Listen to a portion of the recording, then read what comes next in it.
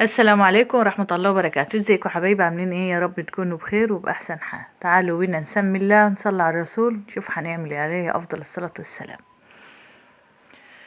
لا اله الا الله. دولت يا حبايبي شوية فول كنا بلينهم، عملنا طبعا معاكم المدمس، والنهاردة هنعمل ان شاء الله دي النابت.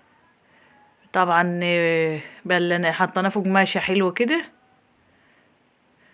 وربطنا عليه حلو على الرخامة يومين اتنين مش اكتر في المطبخ، وهتغطي عليه حلو زي جامد كده، بس صرفي القماشة حلو بوتي جامد. هتفتحي عليه بعد يومين هتلاقيه ما شاء الله زي ما انتوا شايفين يا حبيبي كده، وابيض وزي الفل. هيبقى معانا ما هنعمله على النار معلقة توم، شوية زيت او معلقة سمنة زي ما انت حابة اللي هتطبخي بيه، وحبيتين طماطمتين اتنين بس. تعملي احلى شوربة نابت، ما بياخدش وقت كتير ولا غلبة ولا اي حاجة حتى في الطياب. طبعا التوم بياخد لون دهبي معانا حلو كده. تحط الطماطم بتاعتك.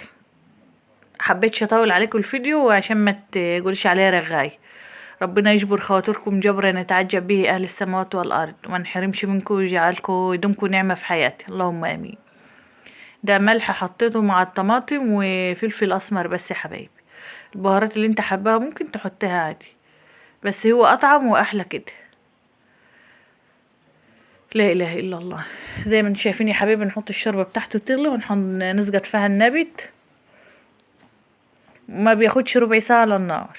وعاملين روحي شويه رز حلوين كده. تنسوش لو عجبكم الفيديو تعملوا لايك واشتراك بالقناه يا احلى اخوات.